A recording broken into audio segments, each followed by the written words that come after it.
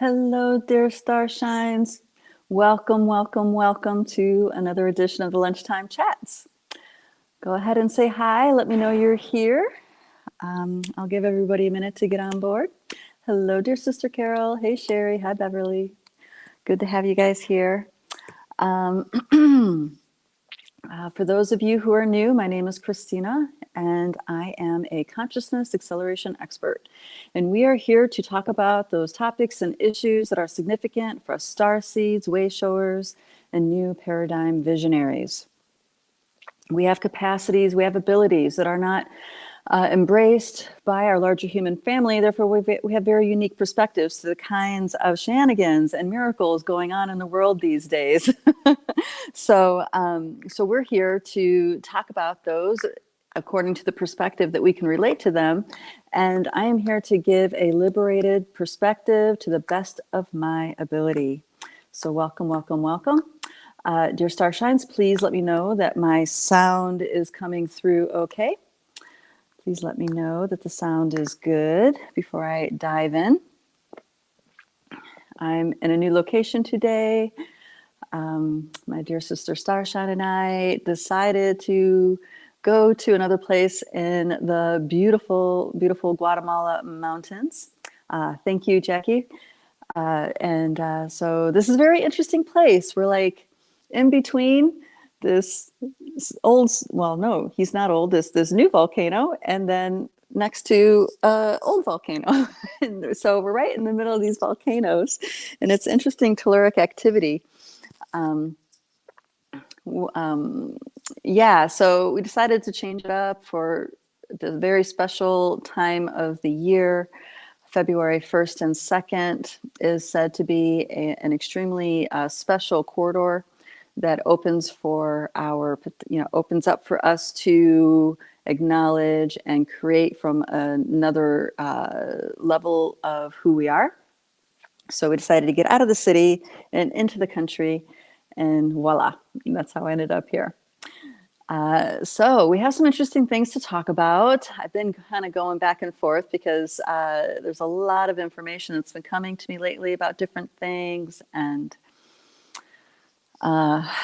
yeah, a lot of it I don't know how to talk about because it would mean talking about things that are banned on this particular platform. So we'll see how this flows. My entourage is showing up. You guys go ahead and call on your spirit guides, your entourage to come and listen with you today. And together we will channel. We'll bring in, channel, I don't know if it's the right word, but we'll bring in nesting dolls that will bring in and open nesting dolls of perception and engagements and realities that are uplifting for us, that nurture us, that empower us, and help us navigate our way through these very complicated times that we're going through right now in our adventure of awakening consciousness. So if we all do that, that will help strengthen the fields for me to put them into words and talk about it with you guys. So yeah, I'll start off with lenses. We have lenses of perception.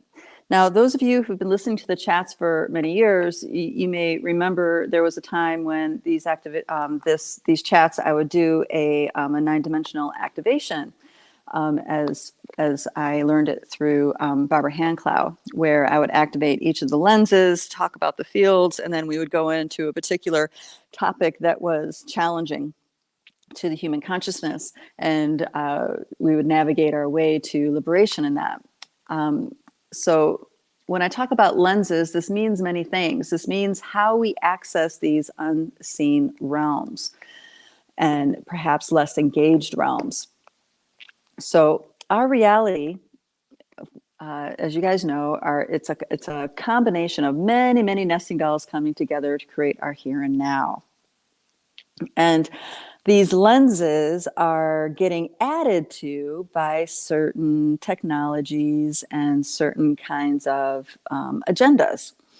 And over the equinox, you guys, I brought forward this idea that, you know, the medicine is in the poison, the cure is in the poison. And this is something necessary for us to go through in order for us to liberate our consciousness and reclaim our sovereignty as infinite beings in a biosuit. This realm is our realm to unfold our consciousness within. And you know, part of the game is going through this complexity and finding the truth within the lies, of course, and then navigating and decoding the delusions, so to align us back into what our truth is. And these times are presenting in such a way where, you know, it requires a masterful level of ownership of oneself.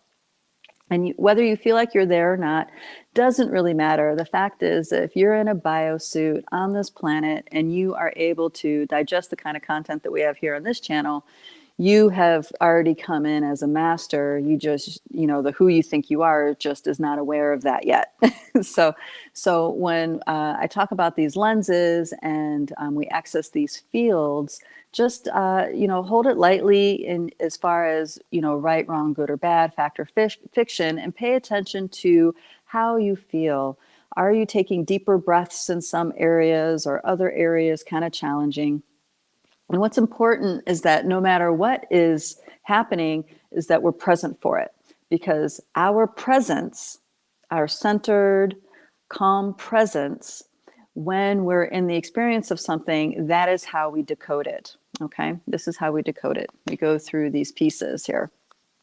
So earlier this week, was it this?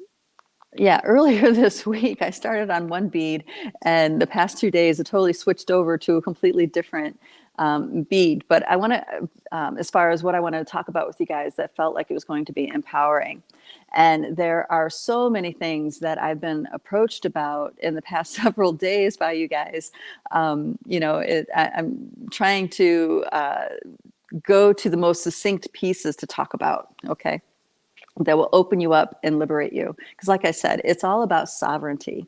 And it gets very complex sometimes because there are agendas, there are narratives unfolding in front of us that get us in touch with this sense of hopelessness, the sense of disempowerment, okay? And and though it may take us to a heavy place, we have it within us to decode it and get back into our truth again, okay? Hello, darling. Hello, darling. Oh, it's so good to see you. Dear Lexi Mooncat and young trick named Jim, welcome. And Tony, good to see you guys. I'll read that comment in a minute. I just want to finish this thought. So what I'm saying with this is that, you know, we come across narratives and information, and it may be necessary. If it's in front of us, it's necessary for us to decode it within our own system. So there's some crazy narratives around the how do I say it? Oh, well, you guys know, there's the La Cucaracha dance and the steps that go along with that, and the kinds of the aftermath of the La Cucaracha and the jibbity jab dance and the effects of that and the shedding of this and, you know, and nano about that. I mean, there's that kind of thing. But I want to, that is important for us to decode. For you and me, it's really important to decode. And I do want to let you guys know that I know people who have fully done those dances that were able to decode them and come back to their sovereignty and mastery. Okay. So I want to acknowledge that for you guys. So you know that there is a way, it has been done, and more are doing it. Okay. I know I'm kind of talking in code. Hopefully you guys just understand what I mean. You've been listening to, I'm sure, other people talk and we all kind of like allude to these pieces because they're forbidden to be spoken of on public channels like YouTube and other platforms. But I want to back up a little bit and take us back to a core lens that has been distorted for humanity on a mass scale. And it's using a particular discipline that I enjoy and I've enjoyed most of my life, and that is astrology. Yeah, so I'm going to take it back to that because an idea that I was introduced to time runs together. Maybe it was last week or the week before that really, it's like, it made me go, I was thinking about it, like, wait a minute, that makes sense, but it contradicts everything I thought I knew. So I love those kinds of thought forms because it gives me an opportunity to re-look at what I thought I knew, why I thought I knew it from a completely different perspective. And in that, I woke up to another level of distortion. And in this case, with astrology, it's a lens that distorts our access to the Akashic field. And this is important because we're waking up out of the sleep that we've been in around what our existence is about in the realm of the Pachamama. What it means when people say waking up to 4D, 5D, all this stuff. Now, those words for me never really quite worked, but I do understand why they're used. So sometimes I reference them. Okay. So, I'm going to use some of that language today in reference to this astrology piece that it's been in the back of my mind. And then our dear sister Starshine, our resident astrologer in the Academy, Ray Ellen, made mention of her waking up to a whole nother level of something. And it struck her so strongly that she's completely changing everything, how she's ever looked at astrology. Now she does amazing readings. Several of you have had readings with her. She does readings, traditional astrology, like as in Western astrology, and then she does Vedic astrology, and then she does starseed origins. And through the working of the starseed origins, her higher self is re-educating her on how to use a new lens. And that internal teaching has reached critical mass within, and now she's ready to throw everything out that she thought she knew. And she's been practicing this for more than 50 years, okay, and come at it in a completely different way. And I'm so glad that she said this out loud because I have been in a similar vein with this thought form that I'm talking about that I was introduced to. And what I mean by this is our astrology wheel. So, there's a lot of talk about Pluto and Aquarius, right? And I was listening to some guys talk about other times in history when Pluto was going through Aquarius and the kinds of innovations that came. And what I learned in that is that, it wasn't until I think it was the early 1000s AD that houses were being introduced into astrology, which I found interesting. And then they started talking about other innovations. And then I realized that this whole thing that we're talking about and studying is humanity's exploration and decoding of an overlay based on a narrative that's not actually in a core truth. It's a narrative that's agreed upon on some of these interdimensional nesting dolls, the beings of these interdimensional nesting dolls, but it's not a core truth, as in it's not something that radiates from the cosmic core of who we are in these biosuits. And humanity has been working at decoding this for many thousands of years. And this is what really got me thinking, like, okay. Because I can tell when I'm onto something because something inside gets excited, like, ooh, we're about to have a breakthrough, And the thought form that came up for me was, all right, so I'm spending this time in Guatemala with a dear sister Starshine, and she listens to different channels and shares things with me. One of them was a woman in New Hampshire. No, she's in Vermont. Oh shoot, now I can't remember her name. That's so bad. Oh, Lolita, that's her name. And she uses a completely different system of astrology. And I watched one of the videos with my friend, and she explained the kinds of astrology that she uses. She didn't name it, but I started doing a little research, and it's called Hellenic. It's based on Helena, right? And what this is, it's a form of astrology where the chart is completely flipped around. Now, those of you guys who know what I'm talking about that astrological wheel. If you ever had a birth chart done in Western astrology, there's a wheel, and the rising sign is considered where the horizon was pointing when you were born, and the wheel starts from that sign and goes around, and each house in that wheel is supposed to indicate an area of your life where you're exploring. And so that's one method. That's the tropical method. But there's other methods where the 0 degrees Aries starts wherever the beginning of your chart is. So no matter what time you were born, the chart always begins with 0 degree Aries. So that means your consciousness evolution starts with the energy of Aries. Now, Aries is also the spring equinox energy. This is where life just explodes forward. And on a deep subconscious level, what that particular lens is implanting in us is that as soon as we're born, we are born into the explosive fire energy. And with the Hellenistic chart, it's completely reversed. The chart starts with Cancer. So when you're born, you don't leave the waters of the mother right away. You spend some time in the waters of the mother. And then as you are surrounded and calibrated by the sacred waters of the mother, the nurturing waters of the mother, you go on to the next stage of maturation, which is seeing your reflection, which is Gemini. So, and that keeps going all the way around the chart. Now, these are 3 different kinds of astrology that I just tied into this one idea. And if you sink into the feeling of your body to this thought that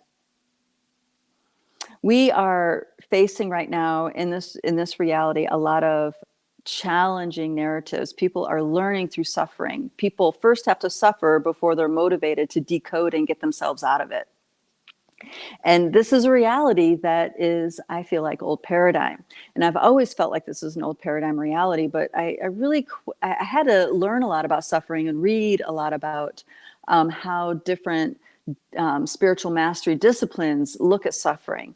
And what I realized is that the whole evolution is sabotaged by instantly going into that Aries energy. It's like it's being born and now it's spring. It's like, no, you're born as a very fragile being that needs lots of love and nurturing, right, by the mother. So it's like you're still kind of a seed that's getting planted into the ground. And that feels like a much more loving, nurturing way to bring us into this reality, okay? So believe it or not, this does tie into all those other narratives that I was saying, but it's going to take me a little while to tie it all together. So that got me to thinking, because one of our conversations in Light Body has been, decoding the difference in these astrology disciplines of astrology. So you have Vedic astrology, and this is where everything is 23 degrees earlier than how tropical astrology is. And then Ray Ellen comes forward with this new to her way of looking at astrology, where it uses the actual locations of these regions of star map rather than the calculated ones. And in my mind, for the longest time, I had a misperception. I thought that tropical astrology was the calculated locations, and that Vedic astrology was the actual locations, but that's not true. Those are also calculated. That's news to me. I never knew that before. So when I was introduced to this Hellenistic idea of astrology, I was like, okay. What I'm recognizing is that this lens, this astrology truly is a lens to the upper realm, which is that next realm outside the 4D, which is the fifth dimensional field of creation of, it's creating with pure desire. We can say it like that.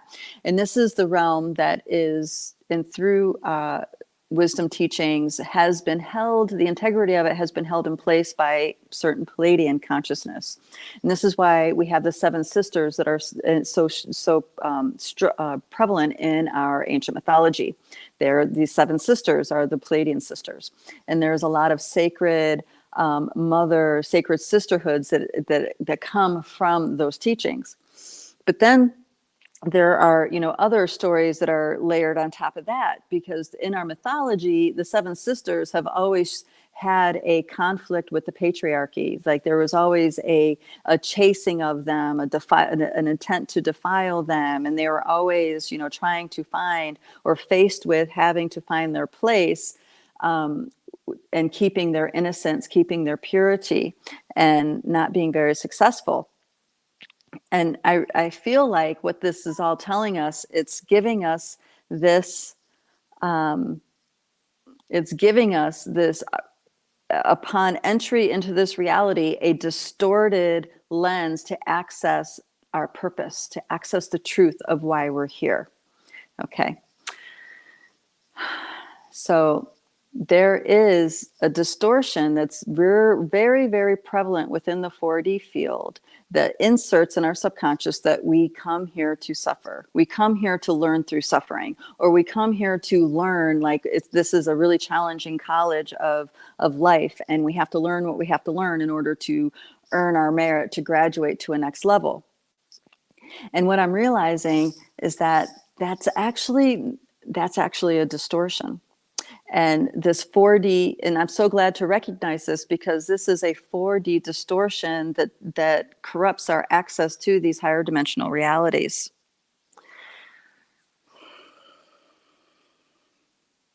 Okay, so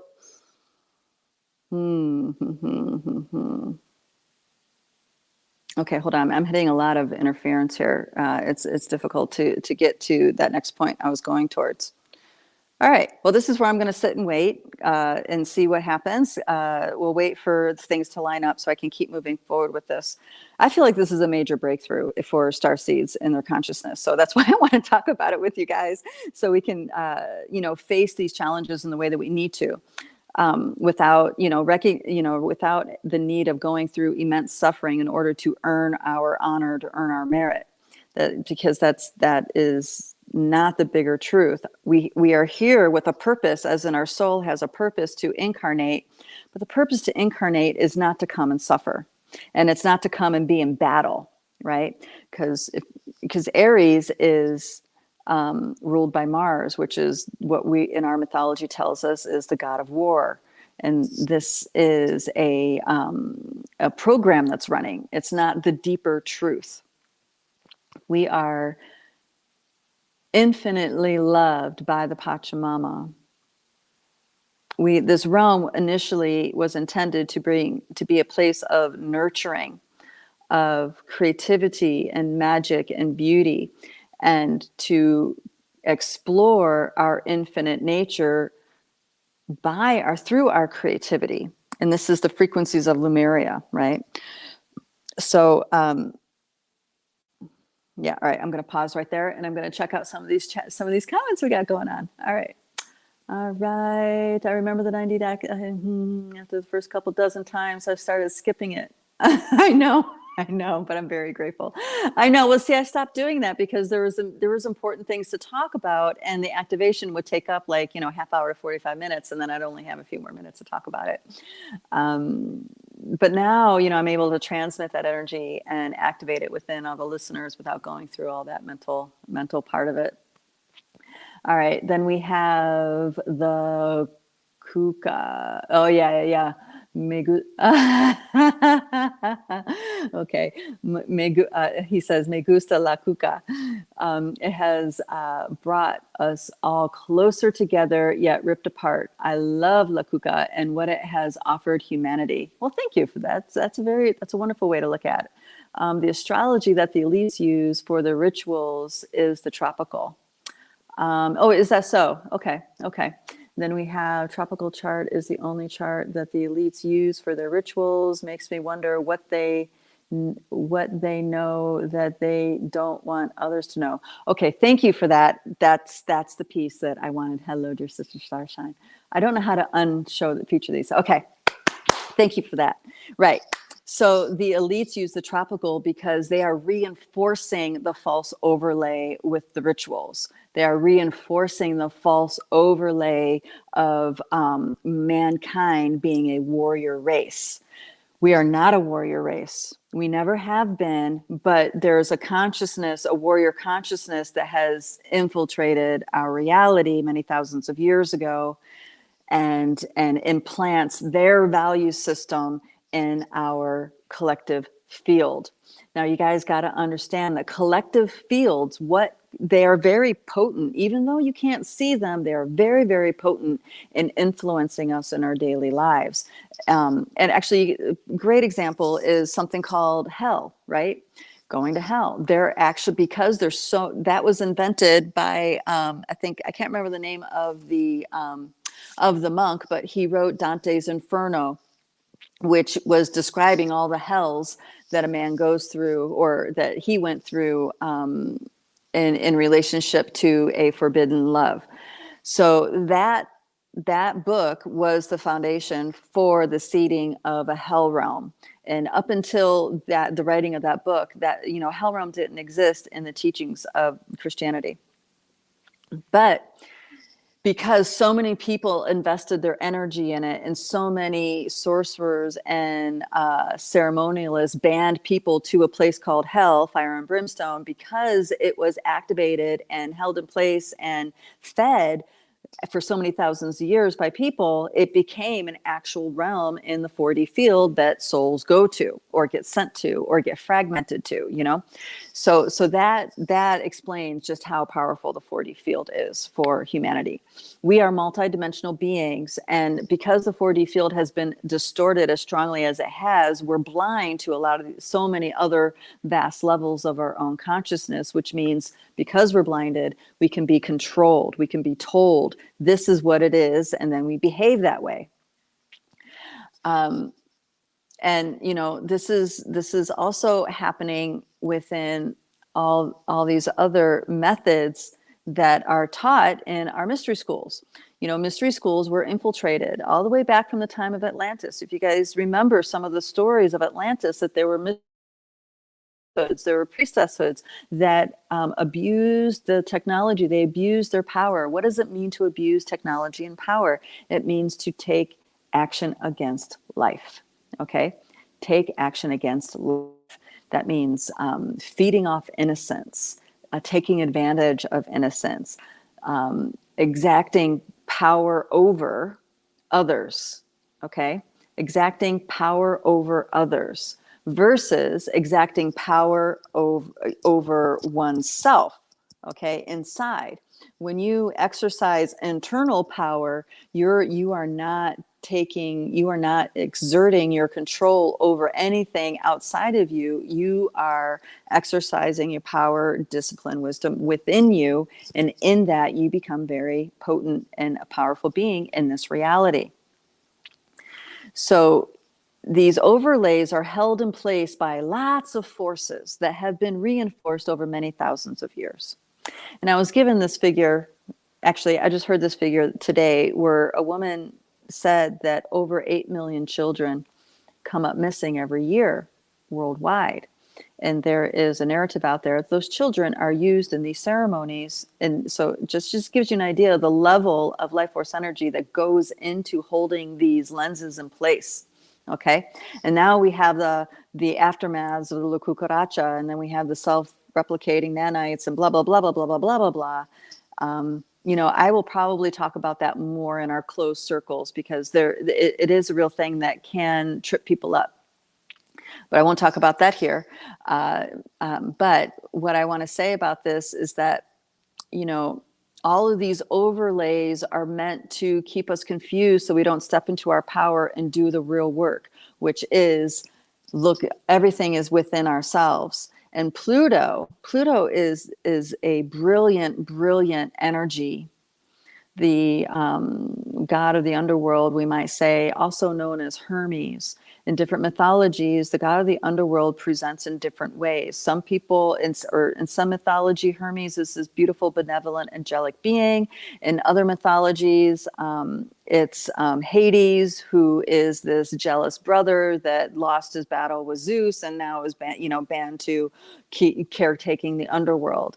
In some of the indigenous teachings, we have Huascar. Huascar was betrayed twin brother that also fell to the underworld and is tasked with taking care of all the energies of this underworld. And in Mayan mythology, everything starts from within the underworld.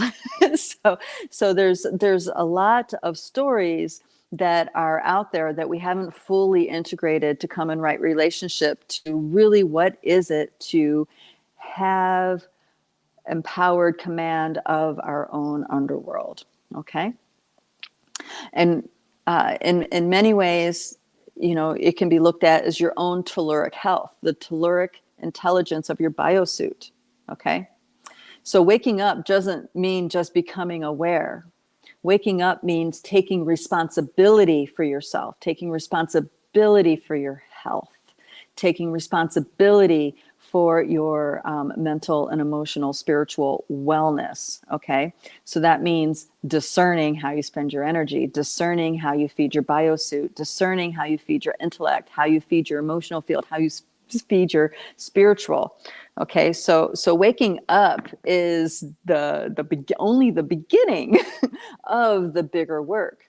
And in order to take responsibility for yourselves on all these levels, it's a lifelong task, because you're unweaving yourself from all of these illusions, delusions.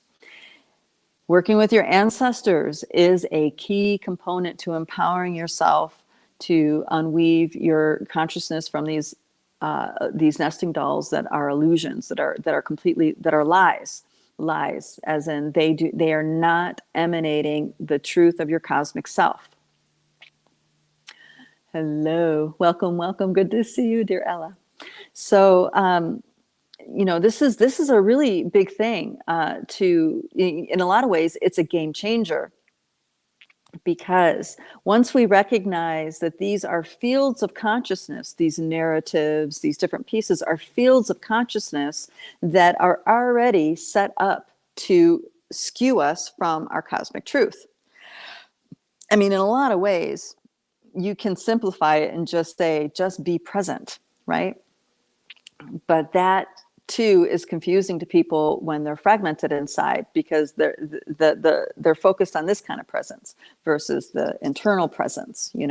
Internal presence means you are not giving your energy away. You treasure your energy. You value how you spend your energy. You value how you invest yourself into things. You are honoring yourself. You are connected into this deep sense of interconnectedness. And also, you are deeply in touch with this aspect of being supported by your star mother, your star father. This is a teaching that I worked with many years ago, and it comes back over and over again. Our star heritage. It may sound like it's up there, but there's DNA, of course, that's connected with this heritage, but I'm talking about the consciousness part of the heritage. We are highly developed beings. We are masterful quantum beings that are here in this reality to decode it and to reclaim this realm for Cosmic Mother. That's the way I can say it. Okay. And Cosmic Mother is the force that nurtures all life. All life is sacred in the reality of Cosmic Mother. So we are masterful beings. So when we are getting in contact and feel fully supported by our star parents, okay, this is like our connection to our divine self. We've never been given up. We've never been left for the wolves. We have been surrounded and what do you call it, swaddled by their consciousness. But because of that 4D field distortion, we experience being disconnected, being abandoned, being betrayed, all these stories. And these stories are told to us at all these different angles, and they elicit an emotional charge, which keeps us more blinded. Okay. So this is all about decoding that 4D field so we can have a natural flow of these higher aspects of who we are to flow into our being and give us strength. Calling and working with our ancestors is a major piece to the puzzle. And I've been talking about this a lot over the chats over all summer long, all through the winter, because it is important, because every time we call on our ancestors, we strengthen them. So if you're calling on them and praying for them and doing healing for them every day you're doing something to strengthen your ancestry. You strengthen the power of your ancestors, strengthen the supportive forces in the unseen realms for you in your unfoldment. Okay. So the telluric realm, the elemental realm, are our major allies. The stronger we connect with this elemental realm, which also connects with ancestors, the easier it is to decode these inceptions. Okay. And I'm calling it an inception because it really is that, unless we're very highly aware. And what do I mean by that? So do you guys actually remember that movie with Leonardo DiCaprio called Inception? Have you guys ever seen that movie? It's a brilliant movie. Whoever were the producers or whoever was part of the writing, they were very, very well in the know. And what this was that people were working on conscious dreaming, and they were meeting each other in the dream realm to influence as like kind of like an act of espionage. And they would meet others that had the skill of conscious dreaming, and they would get together as a team within the dream of somebody else. And they would plant ideas through the dream realm in the subconscious of the person, so that person would have an idea and take action on it as if they think it's their own idea, but really it was part of their agenda. Okay. It's brilliantly, the story is brilliantly done and masterfully told. But this is what's happening. That was a major tell to what's actually happening these days. These stories, this astrology, these ceremonies, these fields are infiltrating our subconscious and our dream levels. And we actually think it's us. And then we start either working it as if it's us, or investing a lot of energy as if it's us, but it's actually not us. It's there purposely to grab our attention and drain our life force energy. So we will focus our life force energy into decoding this endless rabbit hole that has no end. Okay. So this is important, because we create from our dream levels. How we manifest things in this reality, how we birth things into this reality, including bringing souls into this reality to give birth to, all happens in the dream world first. And if we understand that our dream realm can be infiltrated, we will now have another level of discernment when we're working our dreams, when we're doing dream work. And this is why we don't care about analyzing dreams in the Dreamtime Healing Project, because that is an endless rabbit hole of understanding the subconscious. I mean, understanding can get you so far, but it doesn't actually change your reality. It just tells you how your behavior is in the matrix. It doesn't actually give you the gift of the encodements of how to completely exit your energy out of the matrix and reinvest that energy into your own creations. You see what I mean? They're very, very different things. Oh, okay. Yeah. Beverly says Inception is one of her top 3 favorite movies. Yes, it's excellent, excellent, excellent. All right, let's go back to Ella. It says, so funny today. I had an Akashic record reading and clearing in Lemuria, and my connection with it came up. Yes, yes, yes, yes. Awesome. I feel that Lemuria as energy consciousness becoming more potent. Yes, yes, it is. All right. So humanity's slated to wake up. Life is slated to wake up. And then, of course, we have this nefarious group that doesn't want that to happen. Now, this nefarious group is extremely sophisticated and has lots and lots and lots of practice. And they have the benefit of knowing us better than we do. Okay. So they know how to, those agendas know how to play on our weaknesses. They know all the little things, all these little nuances. It's up to us to decode our relationship to this and come into right relationship, so we are empowered, so we understand where our empowerment is, so we understand what cognitive sovereignty is, so and what we need personally to maintain cognitive sovereignty. And this is part of what what's really important for us to understand, the uses of AI. Wow, man, those, oh, all right, there's turkey vultures coming very, very, very close. They're like, oh my gosh, there's 5 of them, 6 of them. Wow, wow. They're just circling outside this. Oh, here, I wonder if I can show this to you. It might be too bright. Can you guys see them flying? Oh, you can't. It's too bright. Oh, you can see them a little bit. These guys are huge, and they're right. Oh my. Well, okay. One is just about to land on the banister here. That's so cool. Thank you, guys. Yeah, I got distracted. Let me get back. All right. So cognitive sovereignty. That's it. So the bar is getting lifted higher and higher and higher. And we need to be taking responsibility for our health and wellness. And what that means is getting more, that is getting more and more lifted. Now, it's interesting because you might feel like it's making things more complicated, but the solution means becoming a lot more simple, like eating simple foods, looking for homegrown vegetables, holistically raised animals, stuff like this. It's like, cleaning up our relationship to the life that Pachamama creates, and how we live from that is part of us moving into our sovereignty. Yes, yeah, I'm avoiding talking about this one thing because it's hard to talk about without mentioning it directly. Okay, so I'm going to talk about self-replicating nanite technology. This is a real thing. And we discovered this not long after the Kukaracha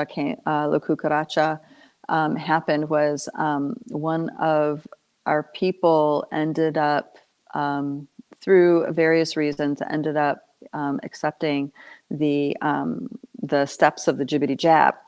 And what we did was we immediately went into tracking and clearing energetically and all this stuff. And what we discovered was that there was something replicating and creating a holographic replica of the earth and what it means to ground into earth energy.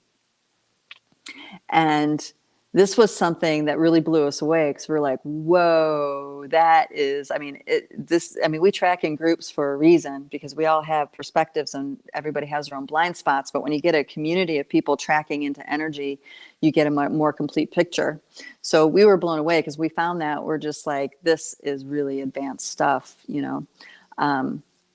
but it was easy enough to dissolve. We dissolve it with the frequency of truth of our cosmic radiance. It just dissolves right through it, and that hologram melts away. And then the mechanisms creating the hologram also disassemble and no longer have, they no longer can come back together. It's like we reverse the poles, so to speak, and now instead of magnetizing towards each other, it reverses.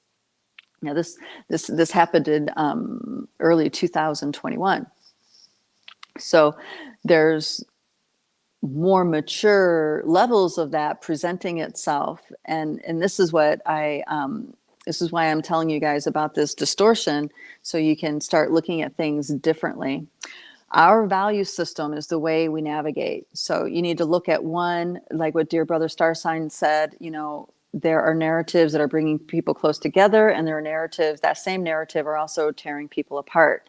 So it's up to us to acclimatize. How do we unite and unify with the narrative, within the face of that narrative that's creating that intense polarity, right?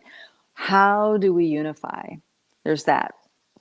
And the big thing is truth. I mean, the sword that cuts it through is truth. If people can accept the truth, then, we can unite around that. The next thing is, whatever the narrative is, if it's causing you to dehumanize another group of people, that's telling you you are being manipulated. You are buying into something that's making you give up your humanity, really, and dehumanize another person. Maybe that other person is blind. Maybe that other person is ignorant. Whatever the reason is, the fact that we do it is a violation of our own personal value. So that's where we check ourselves. And again, we're faced with going within and alchemizing this piece. Okay. And then it goes even further. The next level of value system, right? Connection. And our interconnectedness is a human need. A human need. Interconnectedness is a deep human need. Our health starts to decline if we are too alienated or too disconnected. Connection literally heals people, okay? Heals people of very serious illnesses, connection. So it's something that we need to have in a very high value. So this technology kind of goes both ways. It can facilitate us choosing disconnectedness, but it also can facilitate our connectedness, such as like Zoom meetings with family members and friends. It's like you can still stay connected and feel part of being in their lives because you can see each other, you can talk, and all this other stuff. An example of the divisiveness is when someone's really addicted to their device and they'd rather play their video game than, sit and visit with a good friend. So there's these manipulations that tempt us, and it's all around addictions. We become addicted to the dopamine release that we get from the light in our screens. We get addicted to the dopamine release from our narratives that give us outrage. We are addicted to feeling comfortable, right? Which causes us to avoid things. So when we have a clear value system set, then that gives us the measure of when we need to start checking in, when we need to look deeper within ourselves to liberate something. Okay? Because these deep human values are the way that we navigate through these highly charged narratives and these distortions and these delusions that are happening. And I love waking up to this level of the astrology, because now I can understand why some people have this perception of karmic debt. See, when I go beyond the 5D field and even beyond the galactic mind, and I get into the more quantum levels of my own aspects, it's like I recognize that karma actually doesn't exist. There's no debt. There's no karmic debt on those levels of who we are. So that got me wondering, like, well, where does that karmic idea start coming? What nesting doll of my existence does this karma thing start coming? And when I started doing that, I actually started shattering the wheels of karma in my own energy field, until eventually, no matter where I looked, karma didn't exist. And for the longest time, I found that very confusing. But then I realized, there was a decoding that happened, and that's no longer what my being is enslaved to. Causality is a thing, but karma, the idea of karma, as in you do a crappy thing here, you're going to get crappy, you're going to get it come back full circle many times over here. Now, it does exist for most people because they are in that relationship to the Akasha. I was introduced to this idea back in 2007. and I can't remember the man's name. A video was sent to me by Dear Starshine from Holland, and with the question of, can I explain what this guy was talking about? And he was talking about a Syrian implant technology. So this was an etheric implant technology brought from the Syrian consciousness.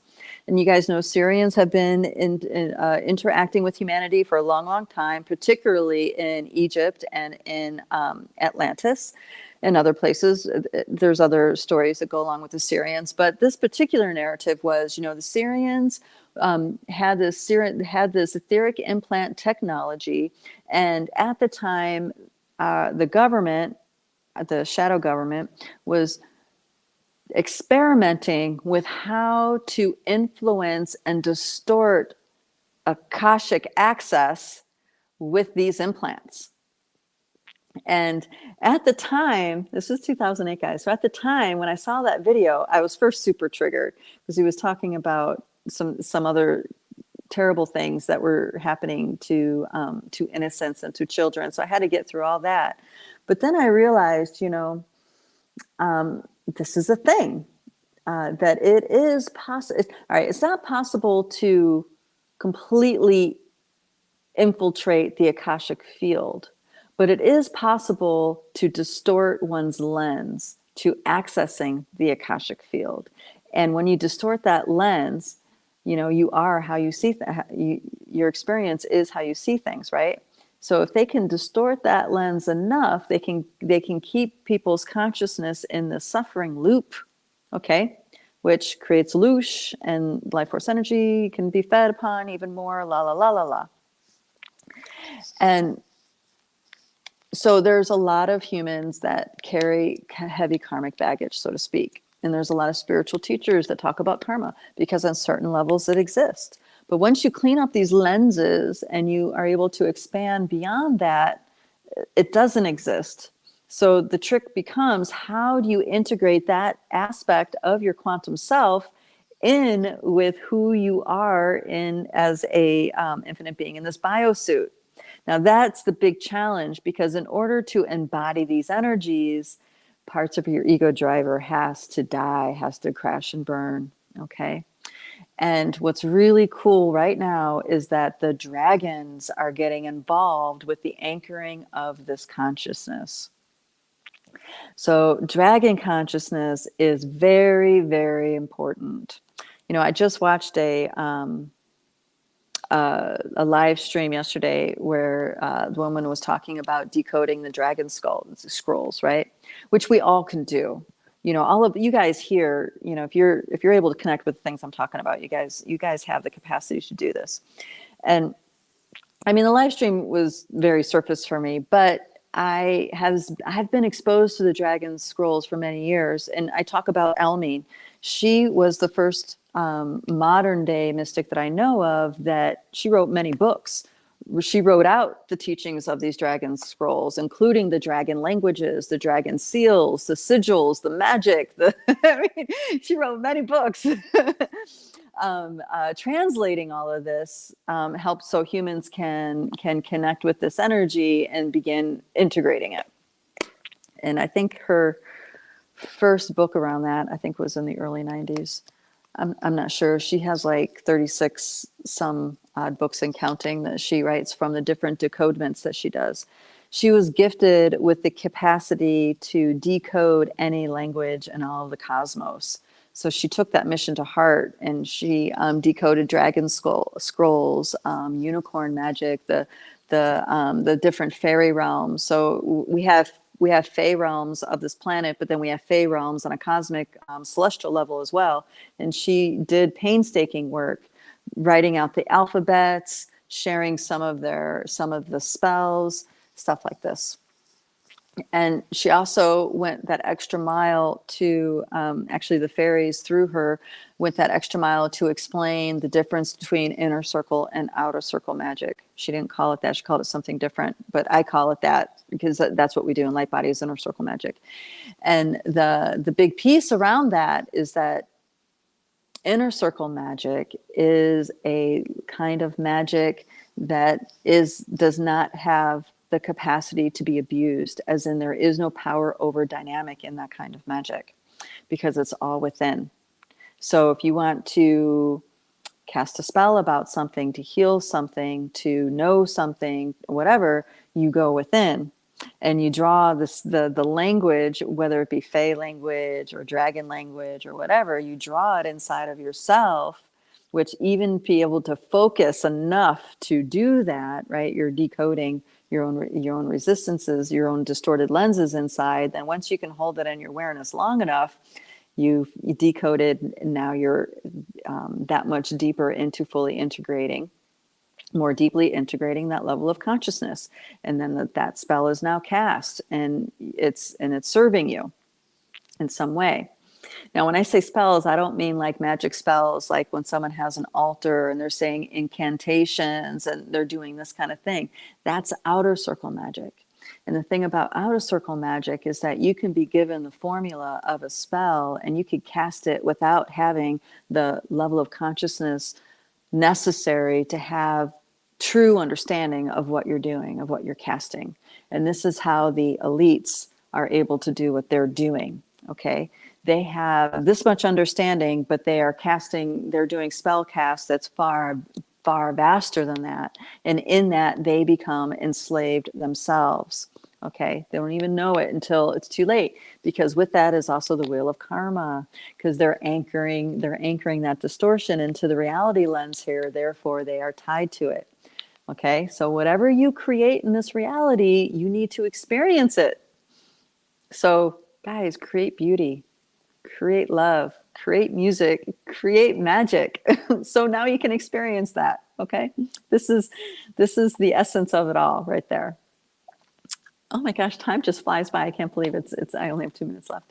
All right, let me get to these comments and then I'll start wrapping up. All right, dear sister, Felicia says, so great to be with you all again after a really intense walk with death. I'm really going to live consciously now and so pleased to have moved through this experience. Wow, wow. Question, is the city of light within the center of Earth? Okay.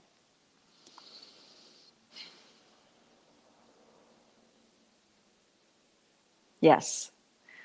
How I am going to put a little bit more words to describe that. Yes. So there is this city of light within.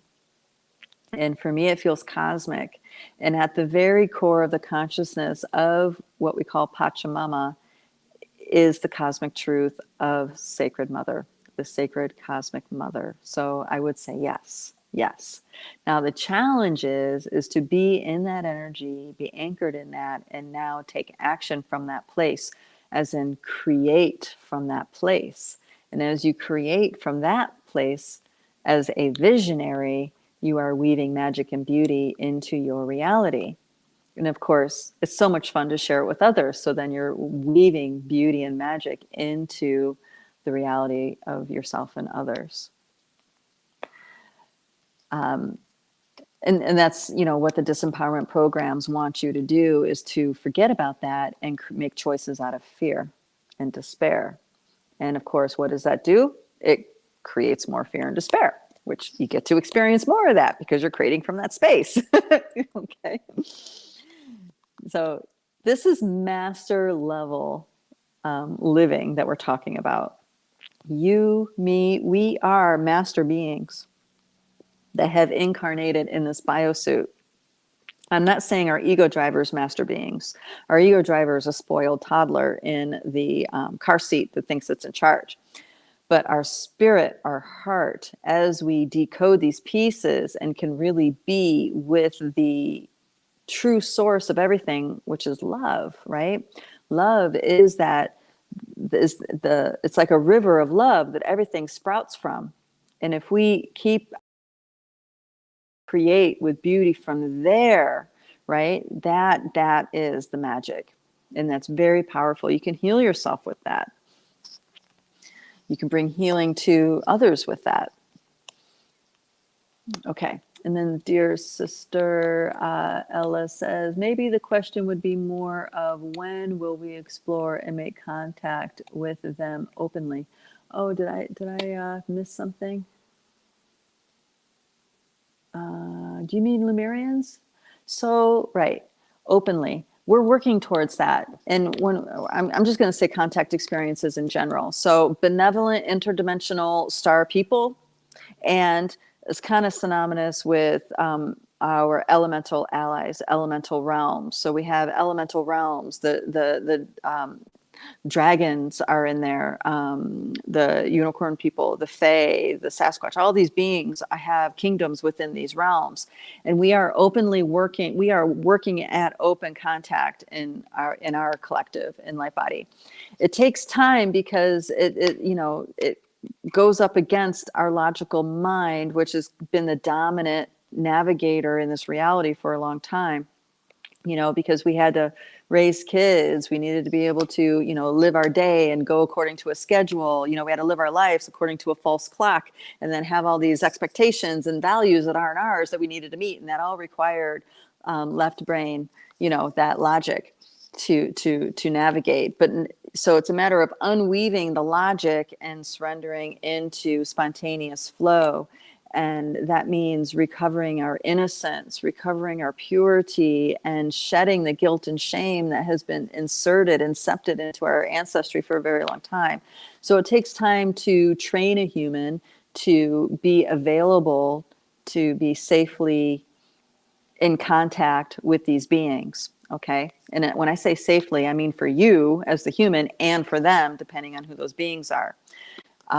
There's a beautiful story I heard recently of a man having a memory of being in Egypt, and the Syrians emerged out of a temple, and they were very tall beings, and they were shrouded, and they were escorted into another temple. It might have been the Sphinx, and as the priests of the order that were ushering them into the temple and working with them, it was known, don't look at them. Do not look at them in the eye. Whatever you do, don't look at them. And that was partially why they were shrouded, so people wouldn't accidentally gaze upon them. And in his story, in his memory, he realized he looked at them, and one of them looked at him back, and instantly he became awoke on a certain level that his spirit told him, like, now you are burdened with this opening inside of you. Now it's interesting that's considered burdened, but it is because no one else is awake to that doorway inside. You have to walk that path, feeling, having no other human to connect with you on that level. So in that way, it's a burden. So these beings, it's tenuous. It's a very sensitive thing to be working with them, because doing too much too fast, you can fry your nervous system. You can, cause damage to your cognitive capacities. So it's something that you work into very slowly. Yes, and this is why we have beings like Sasquatch and fairies and leprechauns and gnomes, because they have had a lot of experience with humans and they have a lot of memory with humans. So they have a very playful way to interact, to open those doorways up inside of us again in a way that we can still navigate our everyday lives. Okay, so this is a thing that you're talking about. Oh, okay. Loxy Moon says, just cleared a home with Sophia Dragon Breath last night. Woohoo! Yes, working with dragon energy is very, very potent. And it's what's cool about working with dragon energy is that you're only able to wield dragon capacities that you yourself have integrated with. Okay, so if you haven't integrated with a dragon energy, you're not able to wield the capacity to use it. So again, the wisdom of inner circle magic. Okay, Felicia says, oh no, the fairies and leprechauns saved my life during a plague in the 1500s. They cooked for me and made my home fires. Oh, that's sweet. Yes, yes, yes. In the olden days, they were much more engaging, but they're coming back. And that's one of, all right, I'm going over, guys. I'll close. I'm closing up with this thought. We are waking up to the capacities we lost from Lemuria, because between that Atlantean Lemurian Holocaust, there was this power over dynamic that decimated the beings of Lemuria, which were very pure, childlike, creative consciousness. Okay, it's important that we regain that capacity again so we can merge the realms and turn the realm of the Pachamama back into the Eden, the heaven that it was meant to be. Okay, it was not, our reality was not meant to be a place of burden and trial and suffering and war and intensity. It wasn't originally, in its inception, was not intended to be that way. There was an invasion of the Milky Way galaxy, and when we call this Orion Wars, and the ripple effect of that came to us. And now we are at the threshold of the doorway of the cosmic mother. So we are the ones to end the ripple effect of that war and return with the ripple effect of peace, integration, and wholeness. Okay, so the breath goes out and then the breath goes back in. Okay, and we are at that last vestige where the buck stops here with us. That's why master beings like us are here. And then we give the corrective ripple back. Okay. With that, I have to go. Thank you guys so much for hanging around for this chat. I hope that this was something that was empowering and uplifting for you. If you guys want to join us in this exploration with these with the exospecies and start working your energy in such a way to be properly, as I would say, prepared and empowered way to deal with the openings of these elemental beings and perhaps become an ambassador yourself, I encourage you to check out our Light Body Essentials program.